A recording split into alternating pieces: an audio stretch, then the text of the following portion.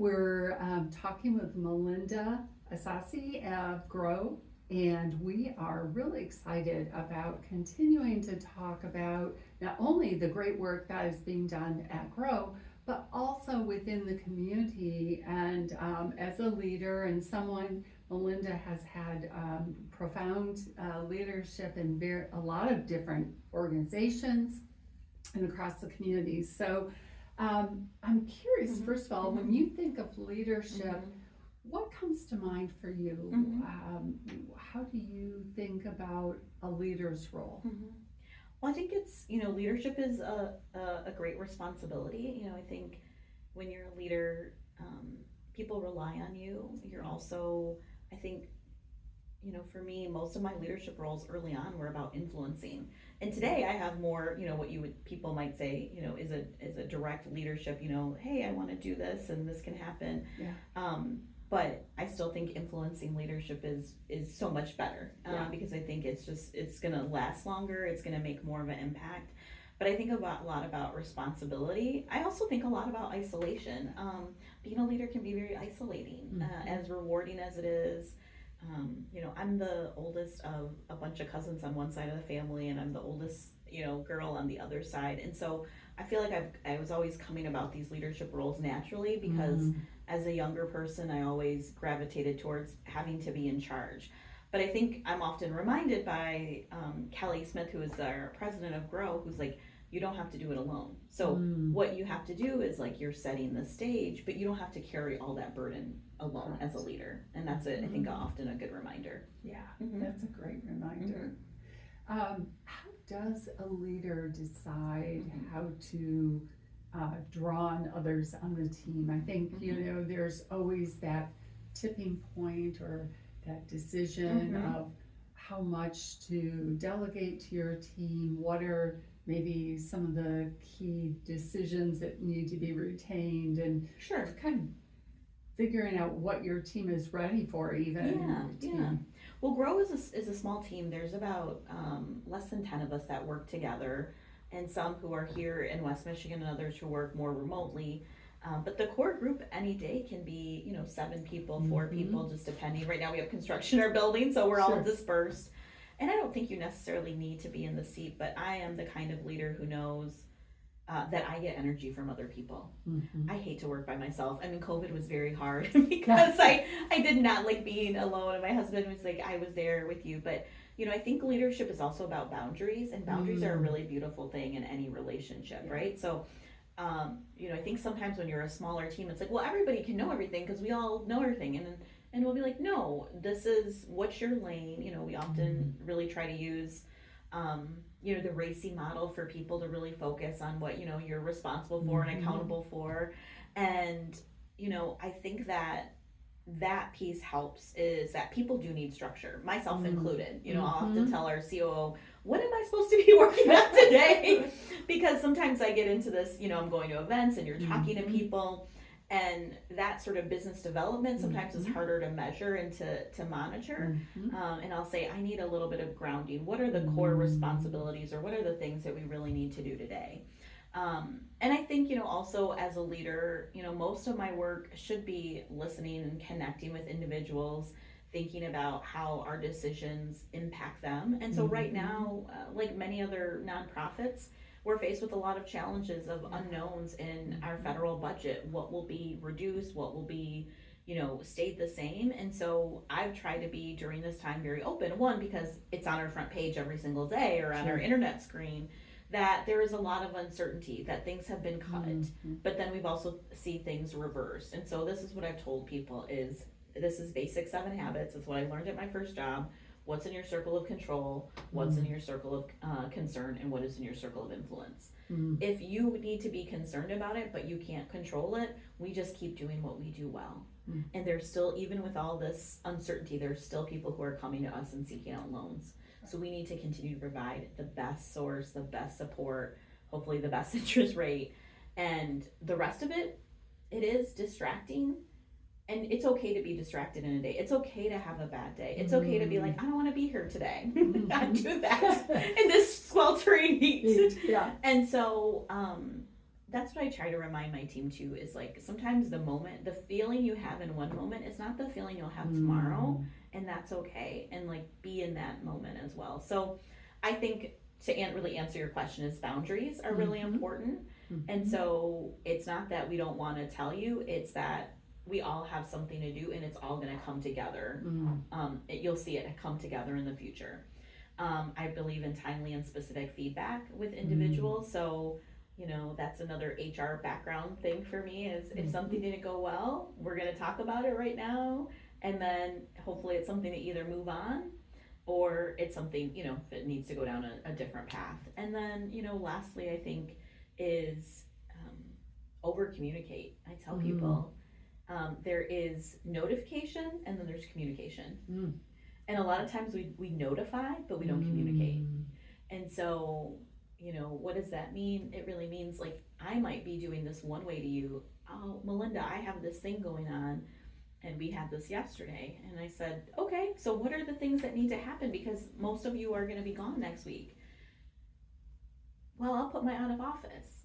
Okay, what are the functions that need to happen? And then we opened up a conversation of, oh yeah, I didn't think about that piece or that piece. And so I think sometimes we think about things, and this is human nature, how they impact us, but we don't think about how they impact other individuals. So I'm like, the word of the year is communication, not notification with our team. I like that.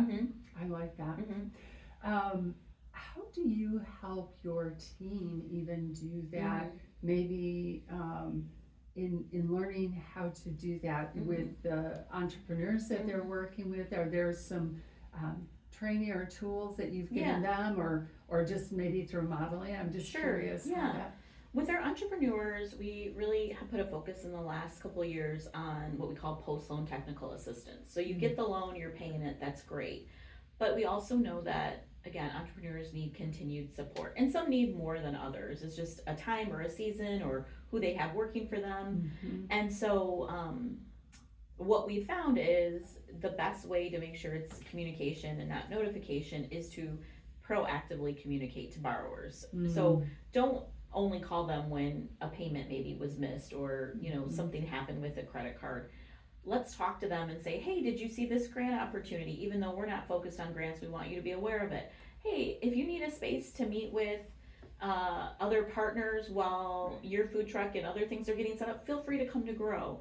So finding ways to connect with people before the need actually exists.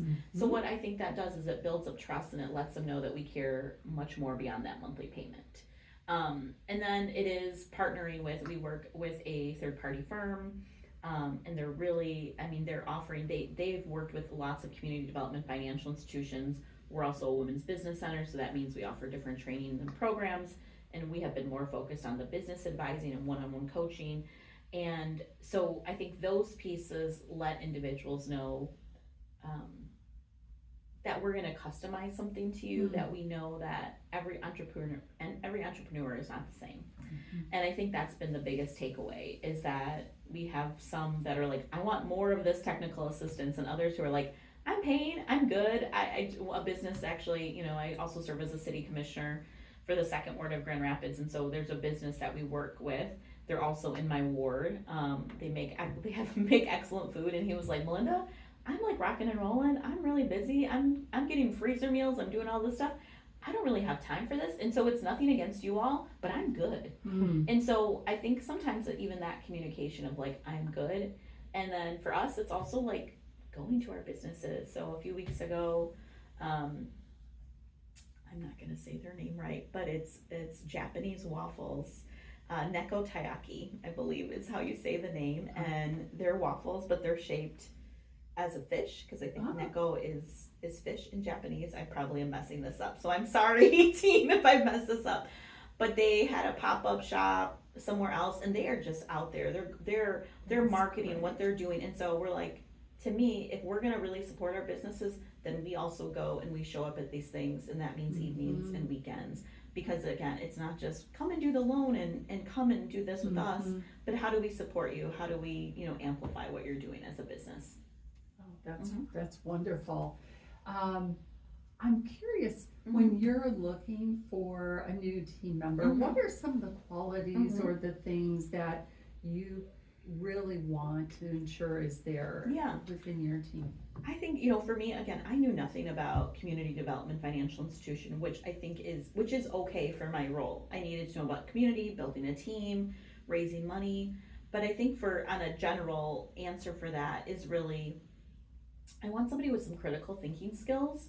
Most of the things is honestly is common sense or systems building. A lot of the things that I pull from are almost manufacturing system mentality that I got when I was 18, 19, working at Cascade Engineering, of like a workflow. How do you create a SOP and a workflow to understand, again, the integrity of the system, the quality of the delivery of our services.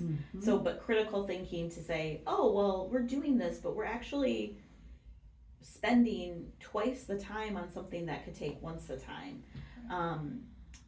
Somebody who is extremely adaptable and flexible in a nonprofit setting. Things change very quickly. A role is a stated role, but you will also be, have I had to clean up the office? Do I make coffee? Yes, because you do what you have in that environment. I've also worked in a large environment with 200 other HR people at, now Corewell Health, and had a very different life. And I think it just depends on what you want in your work environment at what time. That was what I wanted at that time. This is what I want at this time. So I think flexibility, adaptability, critical thinking skills, we can teach you the rest.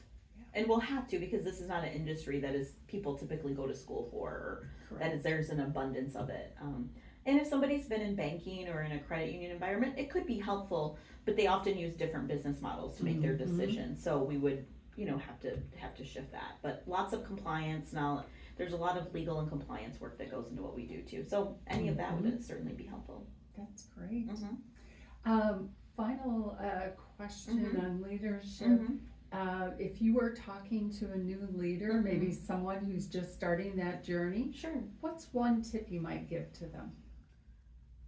Listen more than you talk, which is not always the advice that I take for myself, but there's so much power in silence. And I just talked to a really dear city colleague right now on the way here, and I was just closing up with them as I was walking in the door. And this is somebody who on the surface, people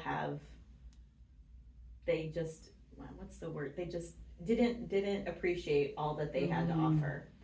And they are brilliant and kind and also really quiet. So I think in our society, we really value people who are, more extroverted. And there's so much power in quiet, in silence. I know there's a book, Quiet, I can't remember the woman's name, but there's a book written about that.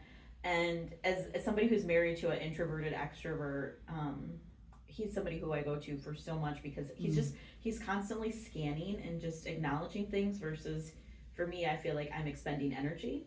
So I would say that. I would also say, as a leader, I tell people all the time, I know a little bit about a lot of things. I'm no longer an expert in anything. In the past, I think I used to be, an expert in the HR field. But even as a city commissioner, I have no expertise in one particular area. And in my personal scenario, I believe my expertise has to be in connecting and communicating with people, helping people get the right answer, bringing that critical thinking to the issues that are represented. And then the last thing I would say is, remember that all decisions are not binary.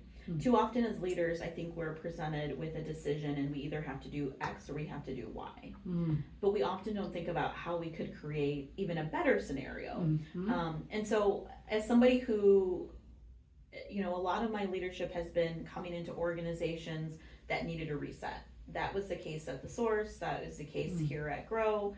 Even right now at the city, it's a reset, because we have 3 new elected individuals on our body. The mayor is new after, Mayor Bliss serving for many, many years, almost 2 decades of service.